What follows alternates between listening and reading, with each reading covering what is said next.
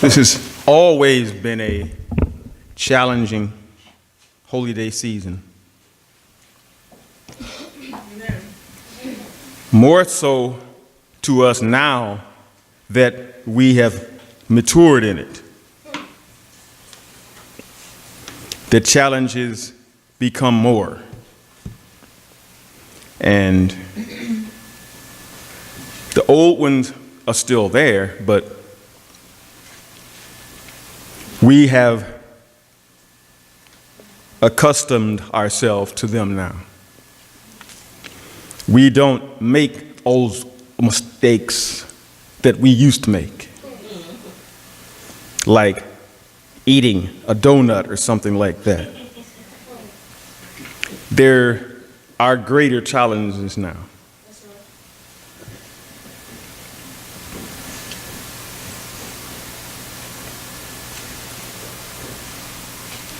The others, the outcome is still the same and to be determined, but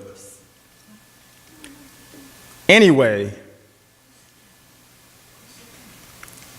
anyone has been in God's church for any amount of time, the new ones are more important now. The old stuff is milk. Anybody that is still fed on milk is probably in the wrong place.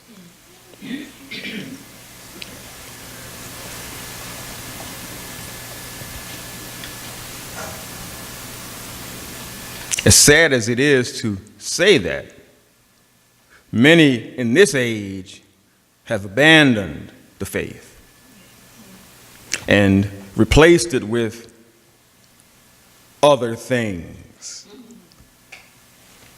And some of those things have not been godly.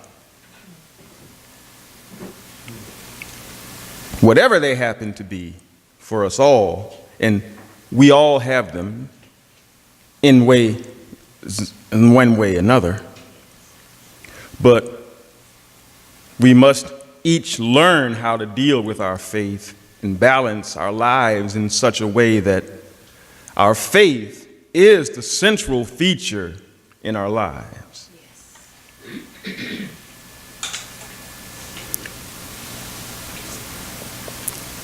A quick look around the world makes it very clear that few people believe this book anymore. Even fewer read it regularly with any clearer understanding.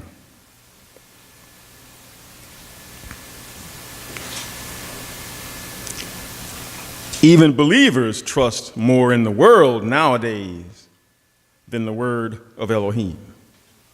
And we get little indications of that every day. Some people we thought had a greater grasp on things than they did.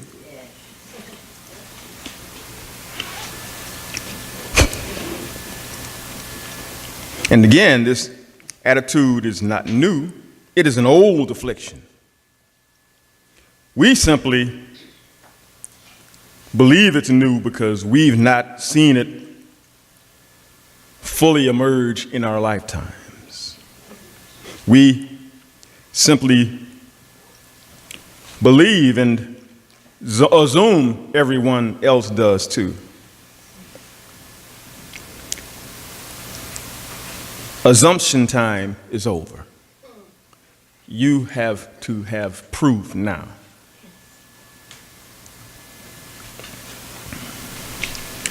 This way has always been here. It was even with Adam and Eve in the garden. They were afflicted with it. Consider Eve's lust for power, Adam's lack of faith, coupled with an inability to rein in her lust for power.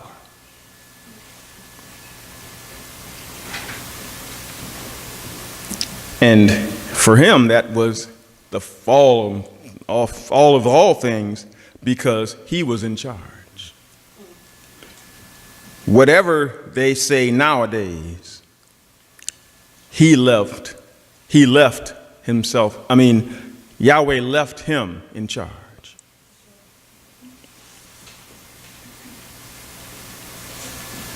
But both had their doubts. Both had them doubts. And as a result, they lost faith, one in each other. And this is what we see now as feminism, misogyny, and other things in the modern world. And the other thing is, they accepted the untested lies of Satan over the unfailing word of Yahweh. As a result, sin came into the world. They missed the mark. Boiled down to the truth, that's all sin is. Missing God's mark. The reasons for sin are simple. The remedies, unfortunately, not so much. The reasons are put before us in many biblical stories, starting with the story of Adam and Eve, that they thought they were missing out on something when Satan offered them something that Yahweh had already planned to give them in their time. With rulership of the world eventually, when they were ready for it. Equal power with his. Even if not the rank and authority that comes with that. All of this would be in their hands eventually. Turning to spirit eventually. This promise or covenant was conditional, based on man's response to Elohim's promise. Adam and Eve, before the fall, were to subdue the earth, to take rulership over it, replenish the earth, and the only restriction at this point was Yahweh's order to refrain from the eating of the fruit on the tree of the knowledge of good and evil. Not fully understanding the plan,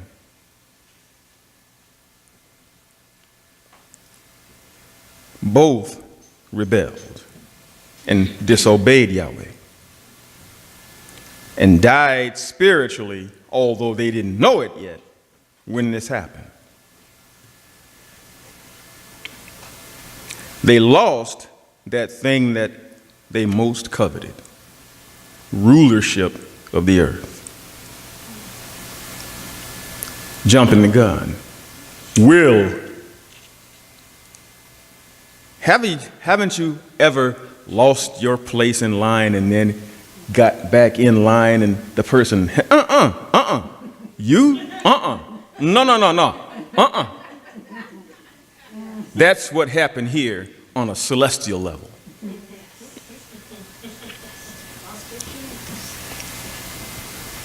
You gave it up eventually. And you lost nothing. You gave it up.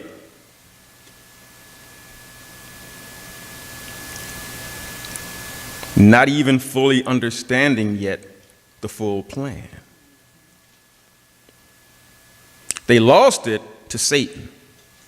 who has filled the earth with violence. I heard something on the news this morning that normally wouldn't have affected me this way. But a man rammed a man's new car on the expressway, got out of his car, and gave the man hate at gunpoint. He announced, "Give me your keys. This car is now mine."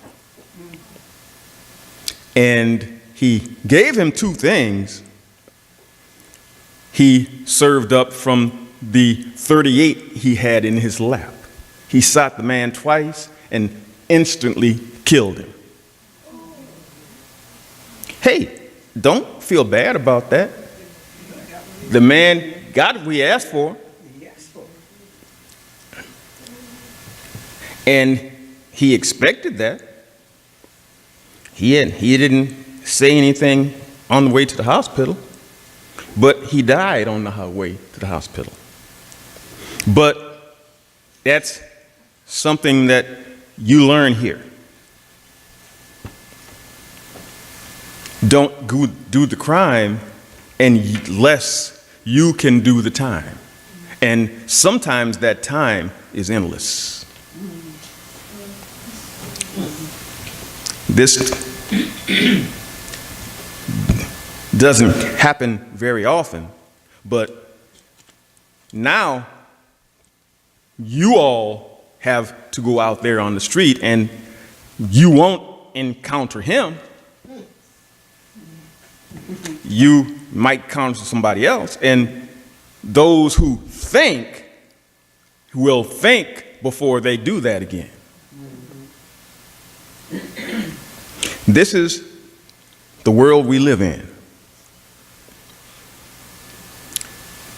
Man's selfishness, greed, rebelliousness, and distrust of all that is good.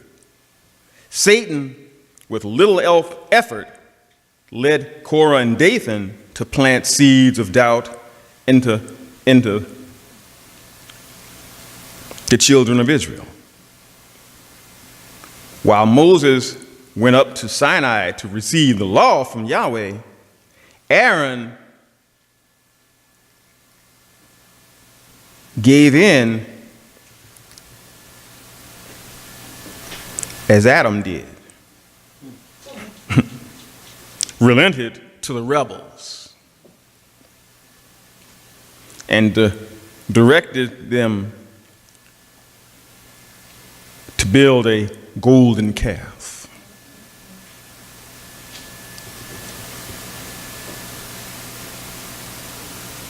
And the logic of this escapes me.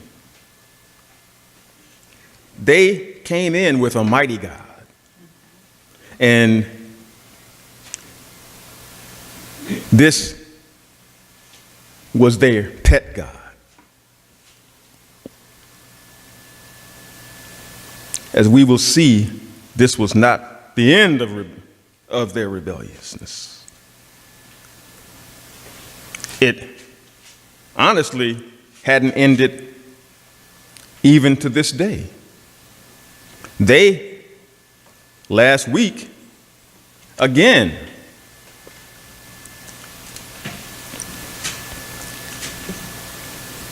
killed a calf. And this was their way of saying to God, we have not seen a Savior yet.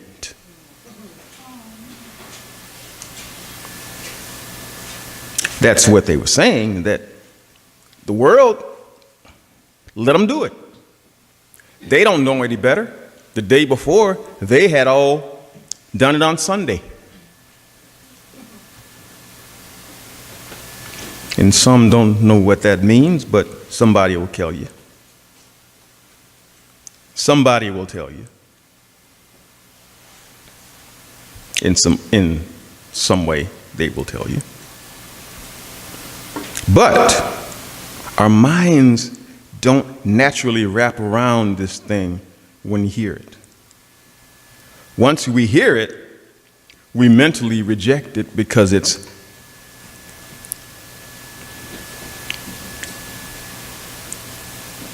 we don't believe it's possible. But it is possible. And not only is it is possible, it is promised.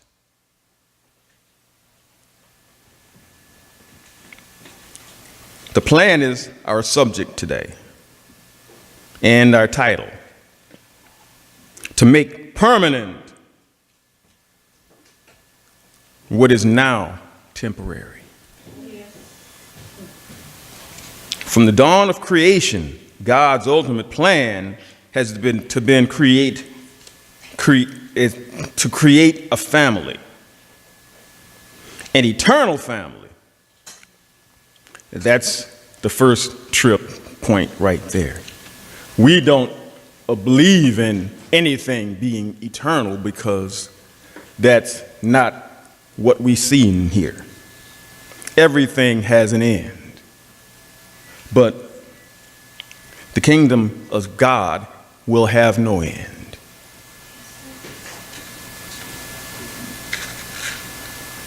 An eternal family formed in his image, likeness, and power, which will rebuild and populate the universe with even more like beings. Like what? Endless beings. And without this knowledge, that was another death. How many here can visualize fully living forever?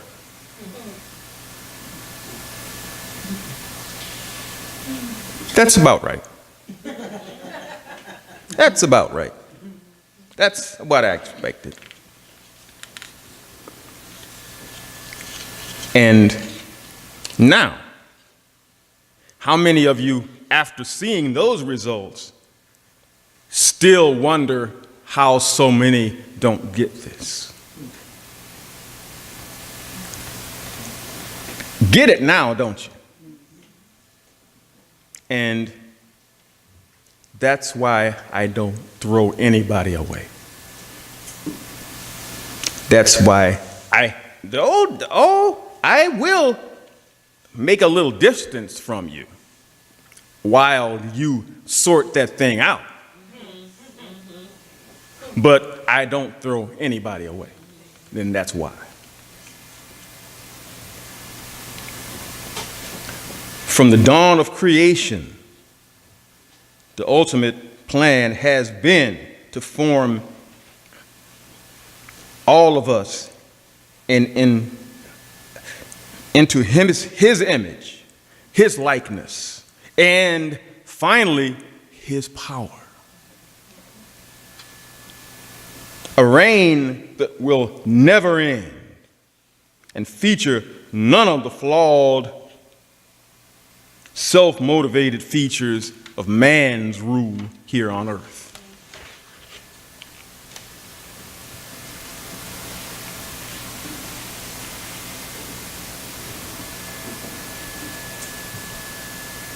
The darkness of the earth in Genesis.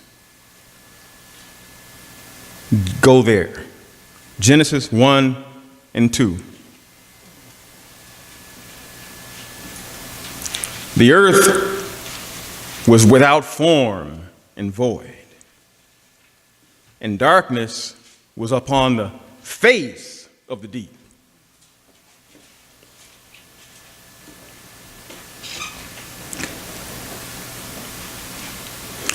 And the Spirit of Elohim moved upon the face of the waters. And Yahweh said, "Let there be light." And there was light. And Yahweh saw the light, that it was good. And Yahweh divided the light from the darkness. And Yahweh called the light day, and the darkness he called night. And the evening and the morning were the first day. Notice that order, if you haven't heard that before. Evening comes first, then the morning. That's not the way we were taught it. Midnight, that's a whole other thing. And we don't even talk about that.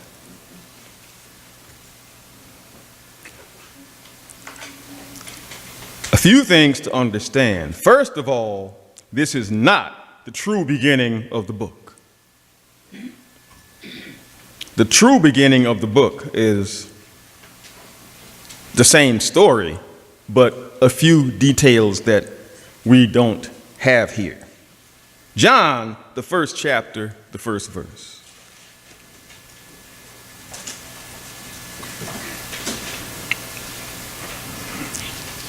Where it says in John, the first chapter, the first verse, at the beginning was the Word, and the Word was with God. And those who are on that oneness juice, who was with themselves alone, unless they were mentally incapacitated somehow. The Word was with God, and the Word was a God.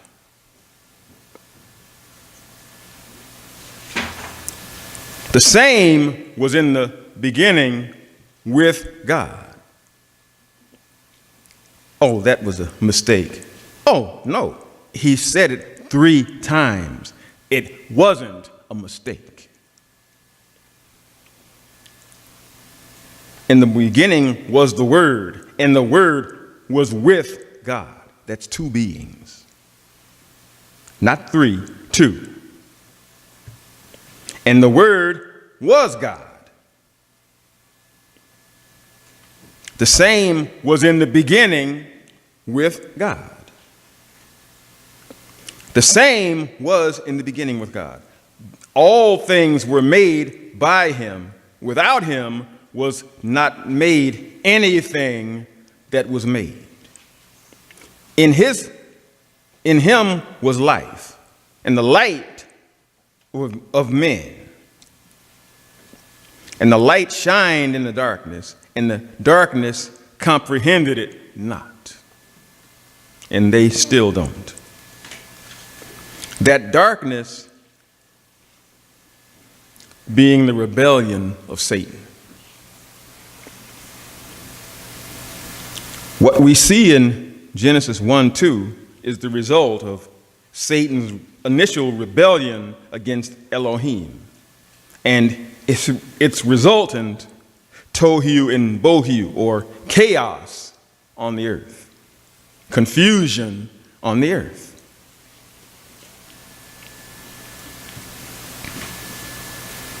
And after all this, who is the author of confusion and rebellion? After all, he rebelled, not fully understanding, and that's the main thing. Until you understand something fully, don't murmur against it. Don't murmur against it.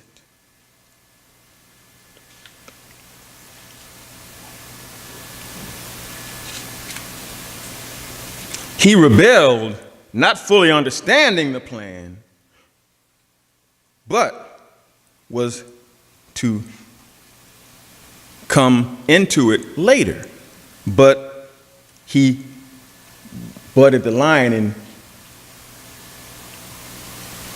He did it a little bit different.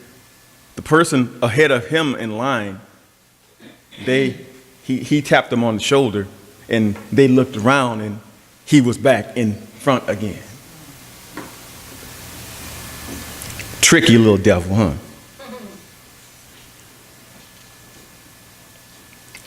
But the thing is, he wanted a bigger part in the plan than Elohim had given him.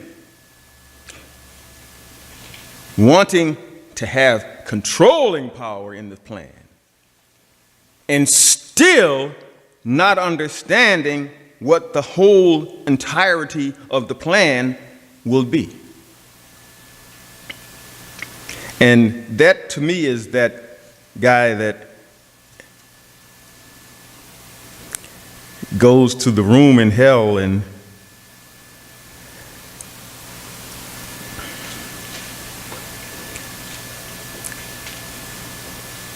everybody was standing knee-deep in dung.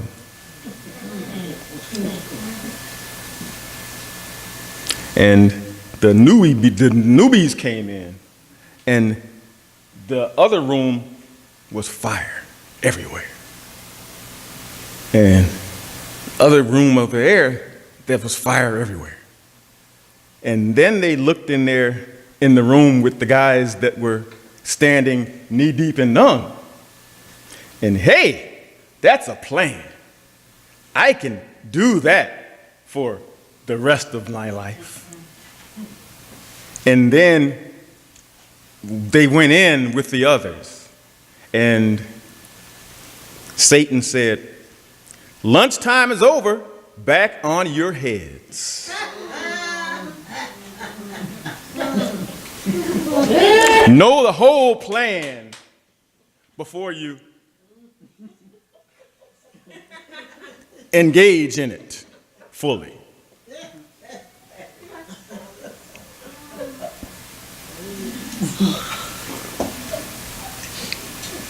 Know the whole plan before you engage yourself in it fully.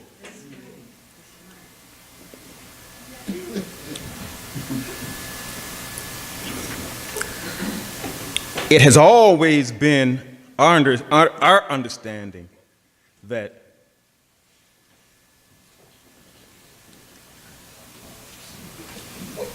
the one to control something is good, but you have to know the whole plan before you come in halfway through and control something.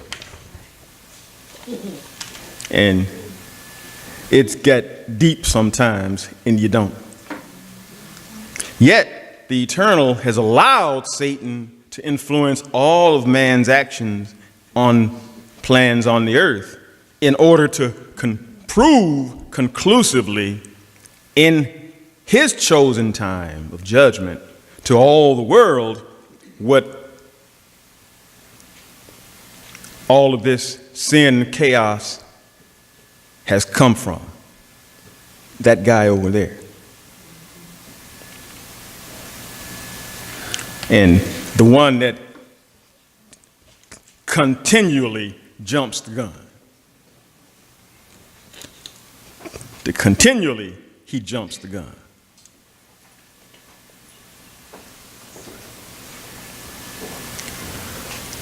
Where the source of all his vile plans is originated.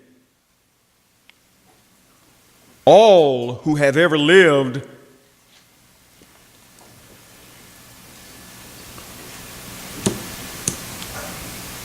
have done this at some point.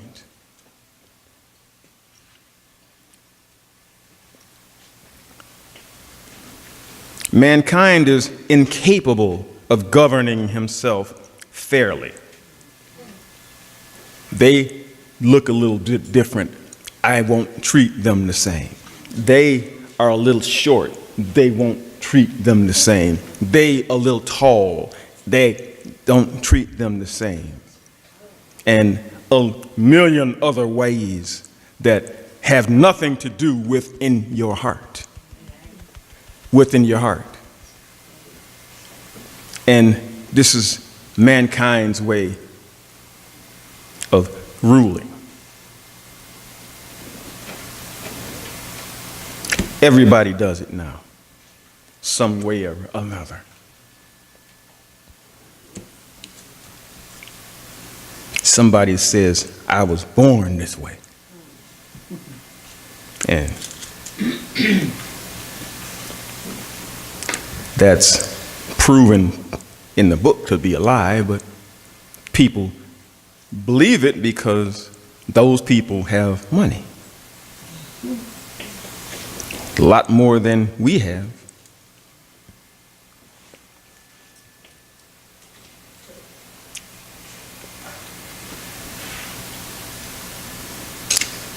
All of their plans and schemes will be shown up to be set up by Satan before it's all over with.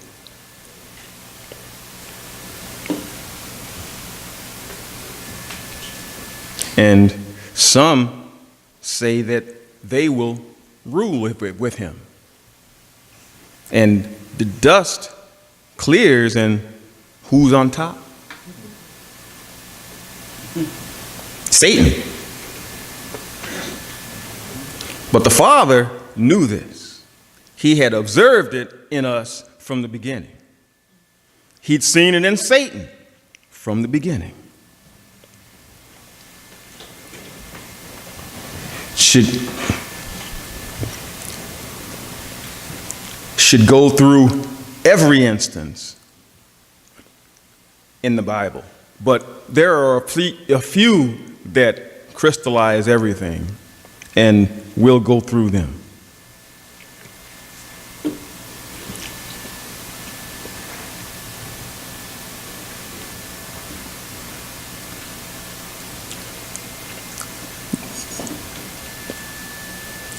They failed to plan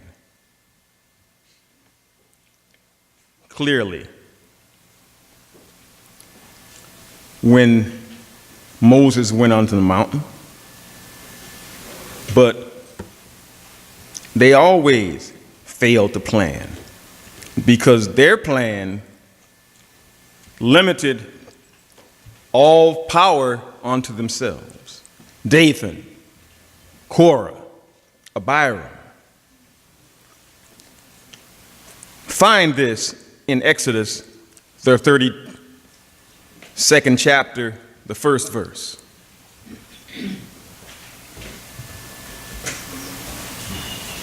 Exodus, the 32nd chapter, the first verse. And the people saw that Moses delayed coming down from the mountain. And the people gathered themselves to Aaron and said to him, "Up, make us gods who will go before us." For this, Moses, this man who's brought us out of Egypt, we do not know what became of him. Wait a minute. He'll come back. I don't have a minute.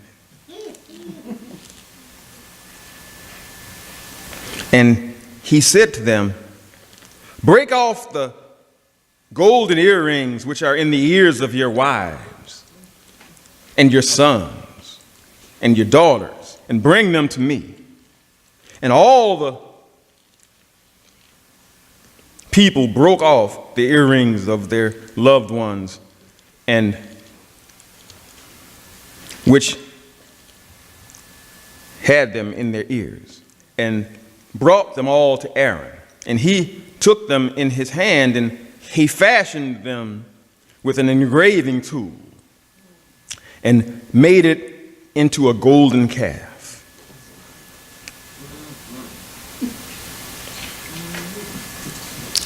They did spoil the Egyptians before they left there. This was a lot of that spoil.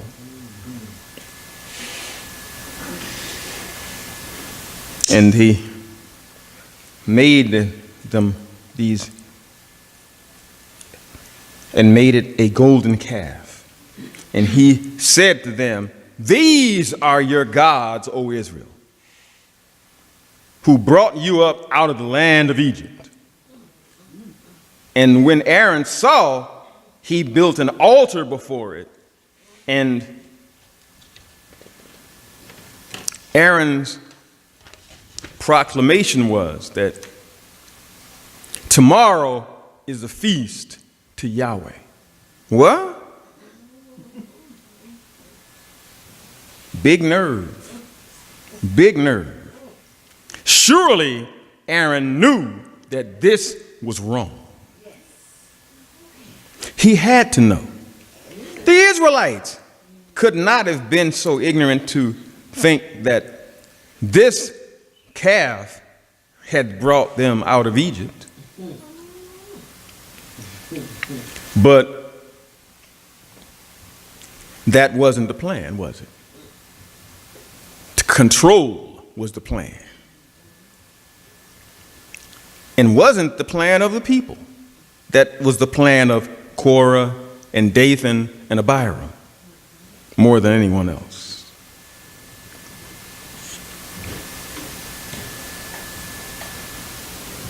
These determined that this calf should be made a symbol and representation of the divine being carried before them. These usurpers who had suggested that this idol could be used by them to amass power to themselves. But as usual, their impatience got the better of them all. And they sinned openly and assumed that no punishment would come.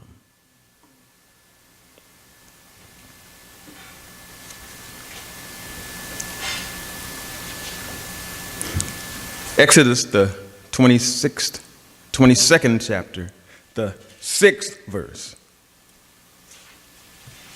And they rose up early on the next day and offered burnt offerings to this calf and brought peace offerings. And the people sat down to eat and rose up to play. That word play, H6711,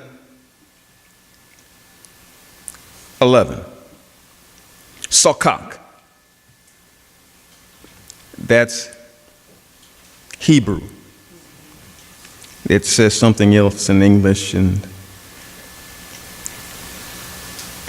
how many times does the Bible say something that in its original language exactly describes this thing? Sokak. That rule around in your head a little bit. Having a sexual implication.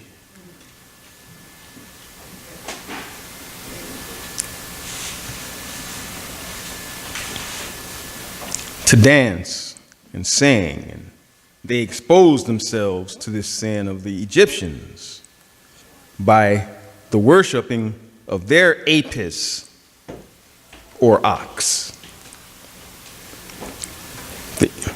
The Israelites built an ox, an imitation of the Egyptian ox god, Osiris. Being influenced by Egypt's Osiris, they sang and danced in front of him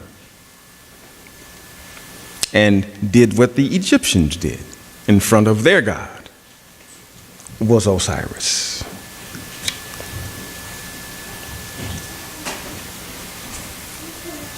And again, they didn't think anything was going to happen.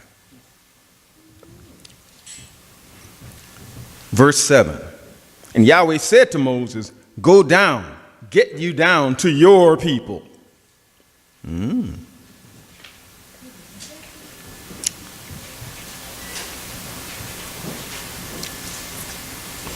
Exodus, the 32nd chapter, the 7th verse.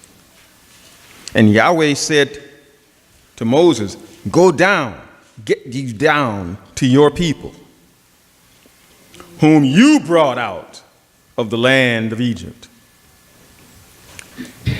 and corrupted. Now they're yours that they're corrupted. They have turned aside quickly out of the way which I commanded them. They have molded a golden calf, and ye have worshipped it and sacrificed to it, and said, these are your gods, O Israel, who has brought you up out of the land of Egypt. And Yahweh said to Moses, I have seen this people, and behold, it is a stiff-necked people. And now leave me alone, so that my wrath may become hot against them, and so that I may consume them all. And I will make you a great nation. And Moses prayed to Yahweh, his Elohim, and said, Yahweh, why is your wrath hot against your people? You have brought them out of Egypt, and with a mighty hand,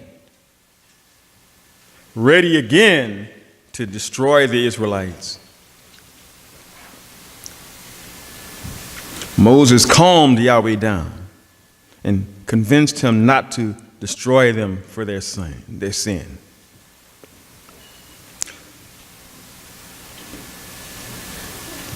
Yet, this sin continued until even Moses got so frustrated with them that he was banned from the Holy Land himself because of his own anger.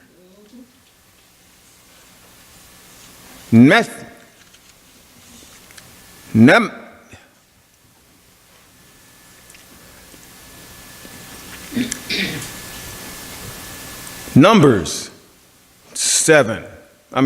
27. Numbers 20 and 6. Numbers 20 and 6.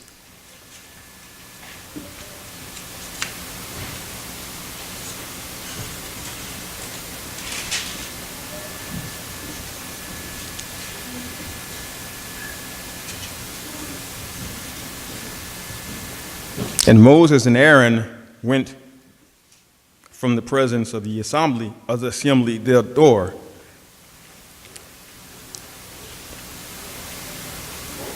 and they fell upon their faces. And the glory of Yahweh appeared to them.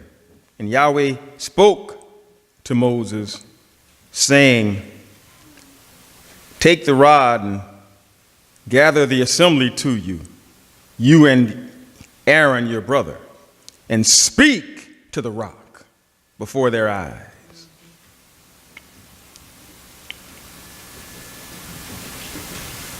And it shall give its water. And you shall bring forth to them water out of the rock. Water from a rock? These people continually had miracle after miracle presented them, and they wanted their own way.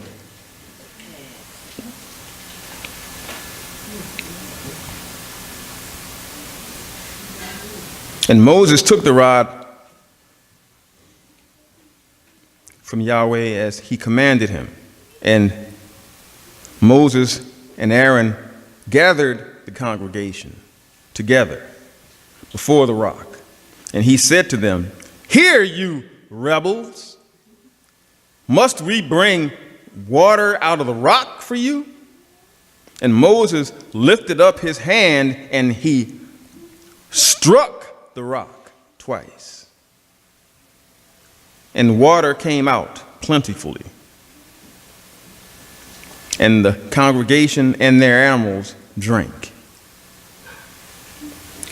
Yahweh spoke to Moses and Aaron, "Because you did not believe me to sanctify me in your eyes, in the eyes of the sons of Israel, therefore you shall not bring this congregation into the land which I had for them."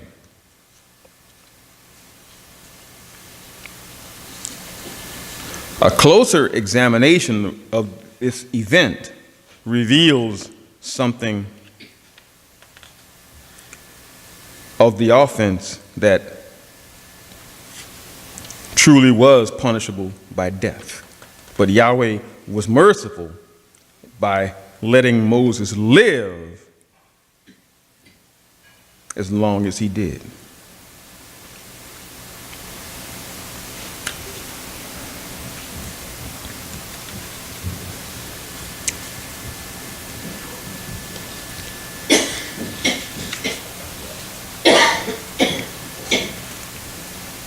First of all, Yahweh told Moses to speak to the rock, not hit it.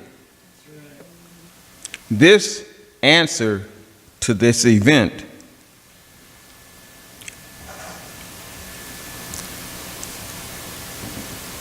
is in an event earlier where Moses had performed the feat previously at Yahweh's command, at Horeb.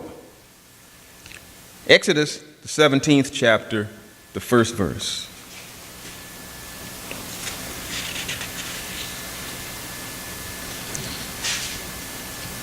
Exodus, the 17th chapter, the first verse, where it says, "And all the congregation of the sons of Israel journeyed from the wilderness of sin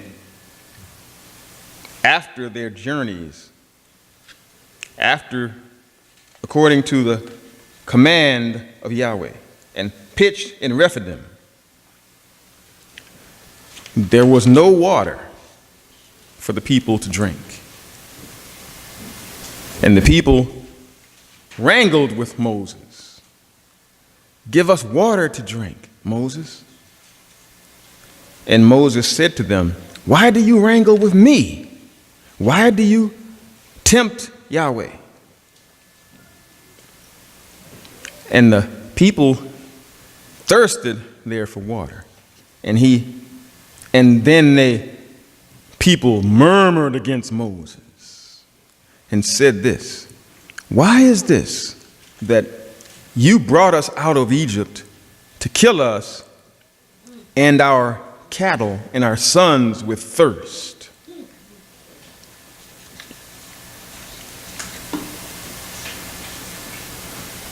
The Israelites didn't murmur on their own now. They didn't. This was led and prompted by Korah and Dathan, just like it was in Judas, prompted by Satan.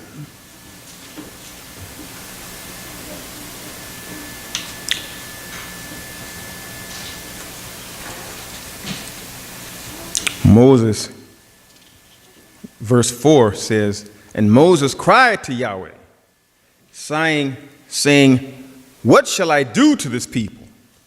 They are about to stone me.' And Yahweh said to Moses, 'Go in front of the people and take with you the elders of Israel, and take the rod which you struck the river with, in your hand, and go. Behold, I will stand before you there upon the rock in Horeb, and you shall smite the rock, and water shall come from it, so that the people may drink. And Moses did this in the sight of the elders and the people, and he called the name of the place Massah and Meribah, because of the wrangling of the sons of Israel, because they tempted Yahweh, saying, Is Yahweh among us or not? This time, it was that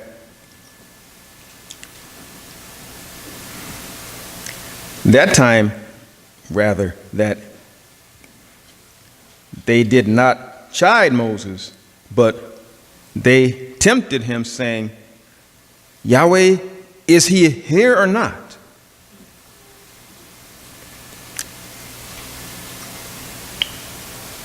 Moses was told to strike the rock, which he did as commanded, and the rock brought forth water. So by the time Moses got to Kadesh, he had already seen that he would strike the rock with his staff and water would come from it. His confidence in this path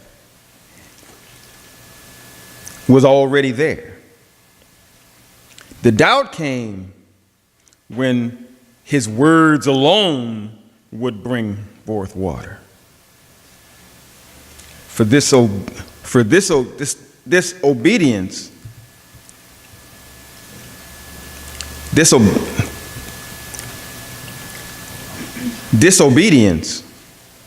Moses was barred from entry into the promised land.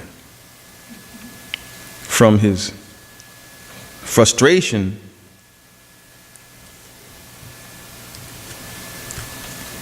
constantly brought forth by the intransigence of the Israelites. They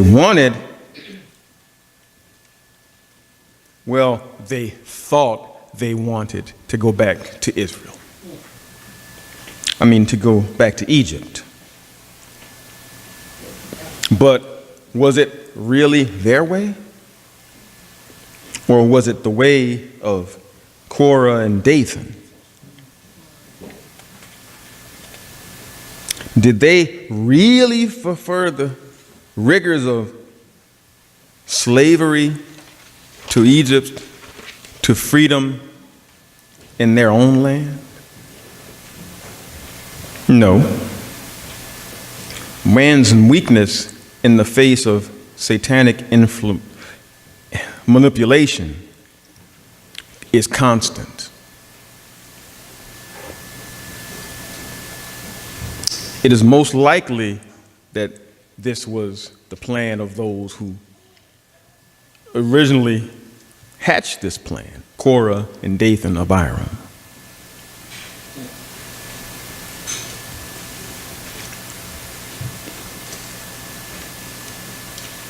And Yahweh spoke to Moses, saying, speak to the congregation.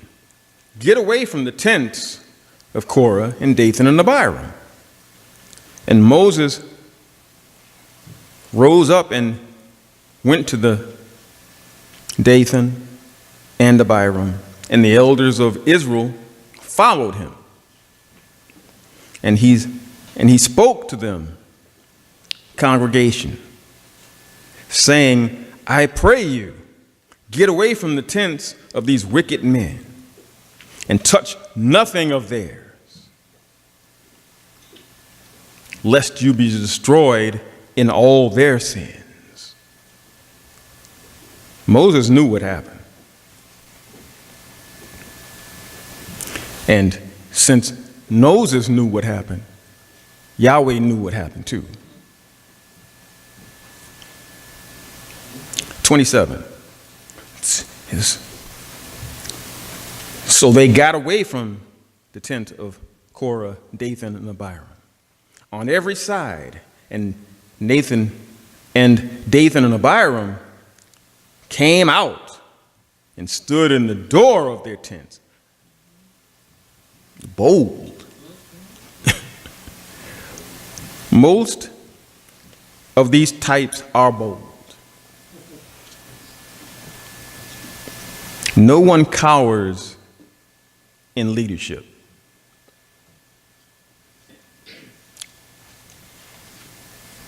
No one cowers in leadership.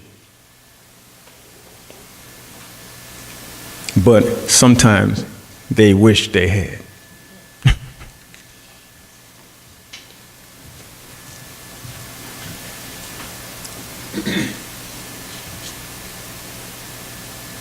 Moses said, 28, Moses said, "By this you shall know Yahweh has sent me to do all these works, and not from my own heart from these things. If these men die the common death of all men, or if they are visited according to the examination of all men, Yahweh has not sent me. But if Yahweh does a new thing, and the earth opens her mouth and swallows them up, all of them,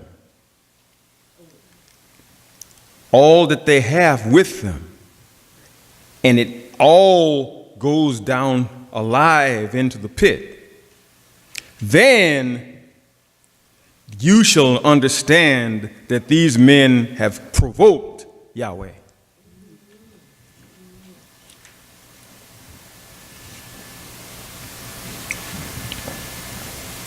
And that these men have provoked Yahweh, and it happened as he had made an end to speaking these words, the ground under them split apart.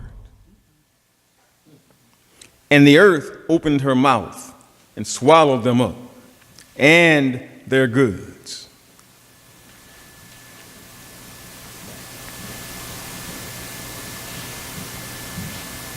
And all those who were for Korah and all their goods went down into the pit. That cleared it up for them then for that day.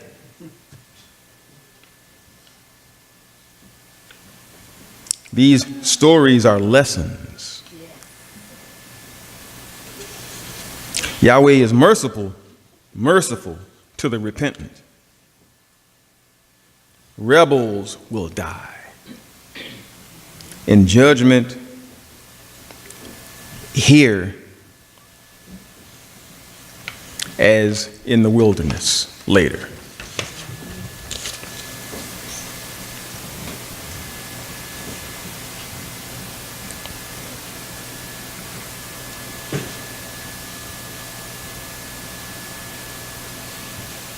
We have had the Bible read to us and the truth been given to us, an earnest of the Holy Spirit given to us.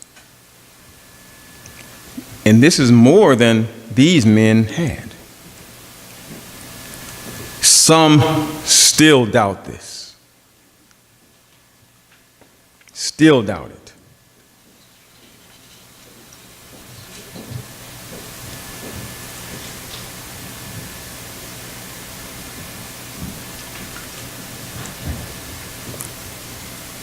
They had the presence of Yahweh by a cloud by day, which cloaked them from the heat of the midday sun, and the fire by night.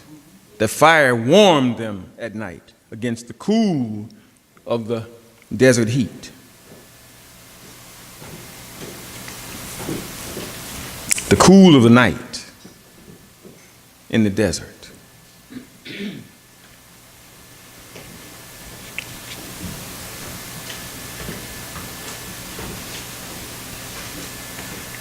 All of this, and they still rebelled. They still rebelled.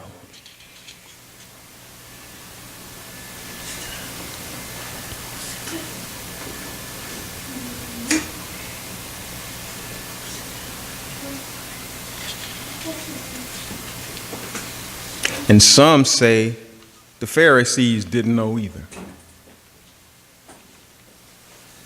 And let's go to Zechariah, the 9th chapter, the 9th verse.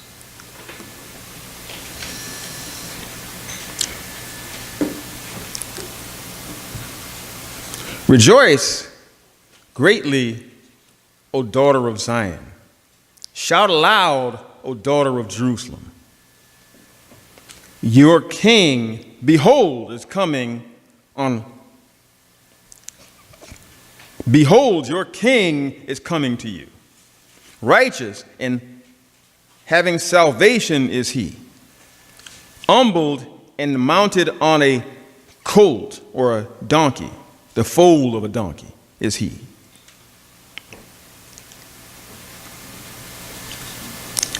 I will cut off the chariot from Ephraim and the war horse from Jerusalem,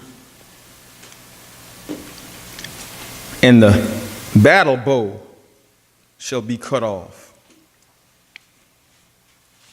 and he will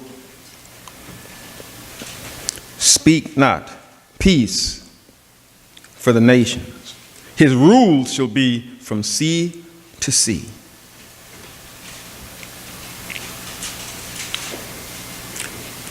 From the ends of the earth. As for you also,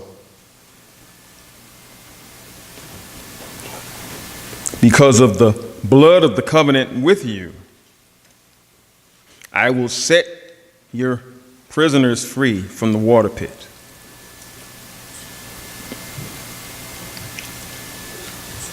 Return you to your stronghold, O prisoners of hope. I declare that I will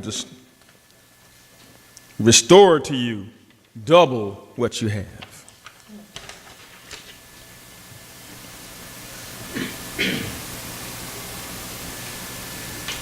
Now, some still say that they didn't know who he was.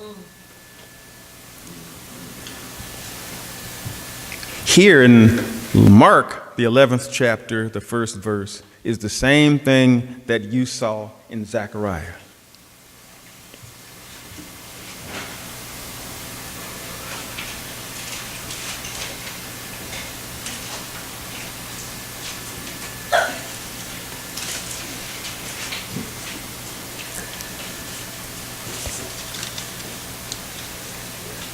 Read that one to yourselves at home.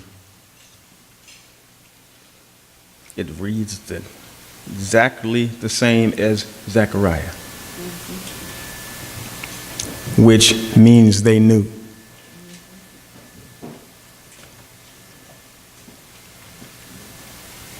But this wasn't knowledge that they were taking on. It was power.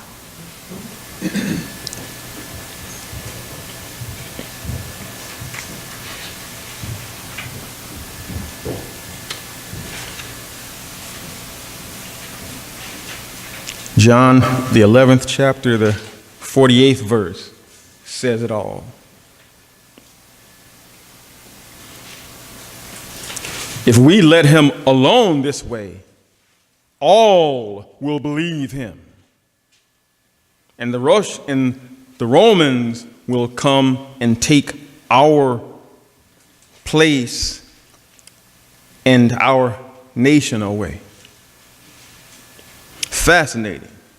They lived in occupied Rome, but this was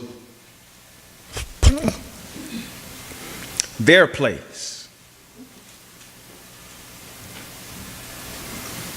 set over them as you rulers of their nation. Whose nation? Their place? Really?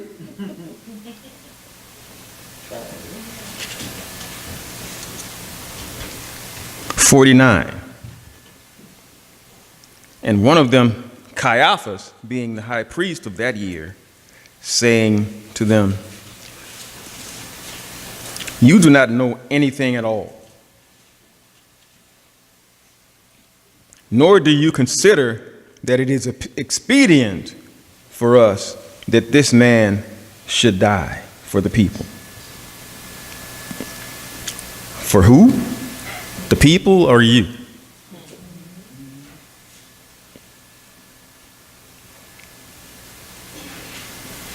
But he did not speak of himself, but being high priest that year, he prophesied that Yeshua should die for the nation, and not for the nation only, but also that he should gather together all the people in the children of God who were scattered abroad. He did that, huh? Spread them all out. Brought them all back to where? They're still not back yet. But they're still healing. This year, they again killed a lamb in place of Yeshua.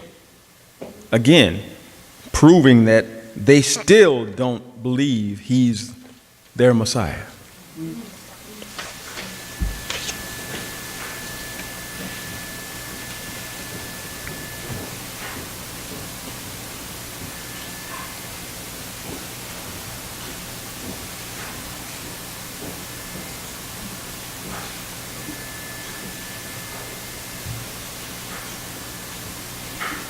Here is the Jewish religious leadership plotting the murder of their Messiah, not realizing that Christ's mission was not to lead Israel against Rome, but it's a more never-ending kingdom he is to lead.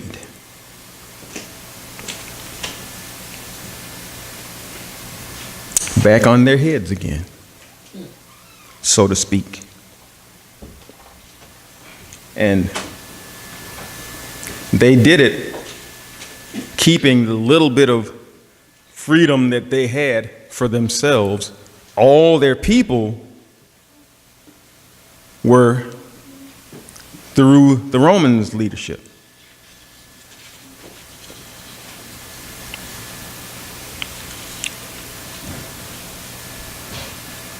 And realizing that Christ's mission was not to lead them against Rome, this would have satisfied them, but they were chafing under Roman rule, but they were double bound, as they were also led and leading the people through Rome. And even straw bossism is bossism.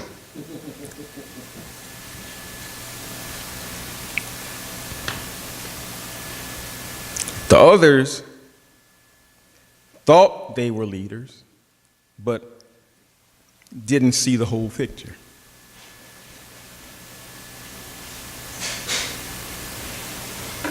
And he had gone into the temple and broke up the sweet deal they had there, selling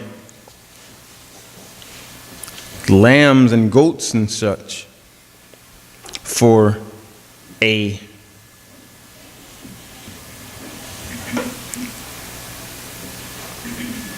Levitical priesthood, which was on its last days.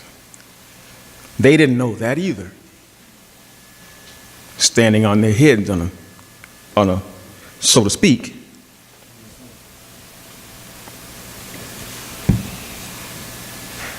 His doctrine was inclusive of all people. It mirrored the Torah. Theirs mirrored the Talmud and still does. It spoke of a kingdom to come that would last forever. They didn't care at that point. He had to go. They didn't know quite how this Caiaphas, this prophecy, and Judas Iscariot's plan would go, but long as that got him out of the way, Christ, Yeshua, they would be satisfied with that. Matthew 26, 14th verse. Then one of the 12, called Judas Iscariot, went to the chief priests, and he said to them, "What will you give me, and I will betray him to you?"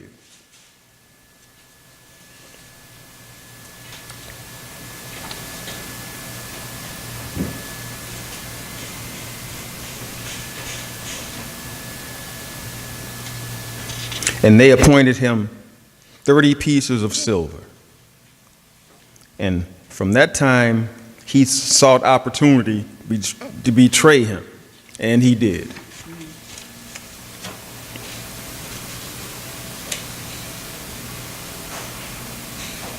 The events leading up to the martyrdom of Yeshua are well known. But what is not so well known is the fact that all these people, Adam, Eve, Korah, Dathan, Abiram, Judas, Caiaphas, none of them considered that their want of temporal power and authority kept them from an important planned date in the future. Wasn't the end of that date is still coming. Your role in it will be a little bit different. Your role in it will be a little bit different. As we wind up these days of unleavened bread, it is important to remove the symbols of sin from our lives, but it is important, more than important, to leave the sin out of our lives.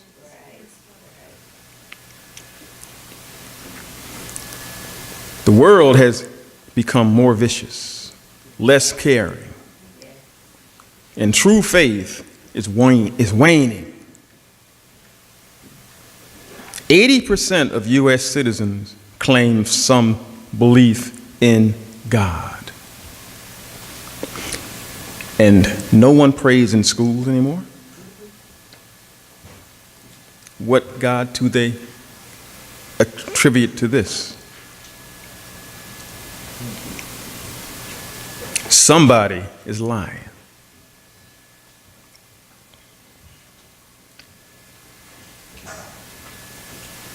Somebody is lying. And it is not my place to say who. Look around long enough, and you see it for yourself.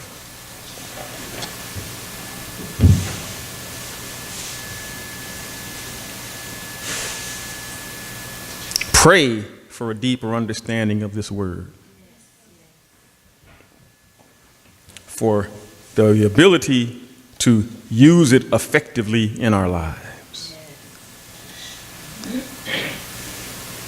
There is nothing in the world so important that we would turn our backs on this word of Elohim. Nothing. He will complete the work he started in each one of us. Psalms 138:8. Yahweh will perfect his work in me.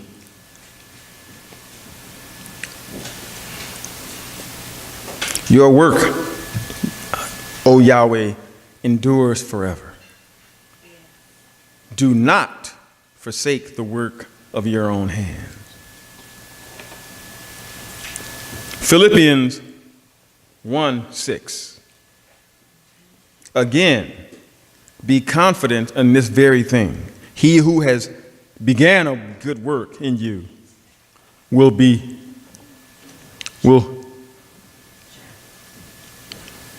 perform it until the day of Yeshua Messiah. Need more? 1 Thessalonians 5th chapter, the 23rd verse. And may the God of peace sanctify you and your whole spirit and body to be preserved blamelessly at the coming of our Master, Yeshua Messiah.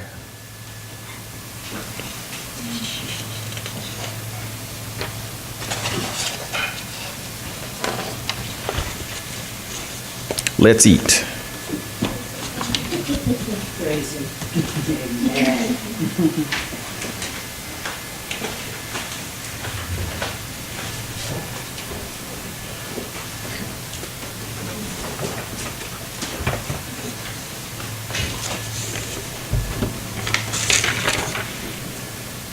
Okay. Brethren, we will have our final hymn selection.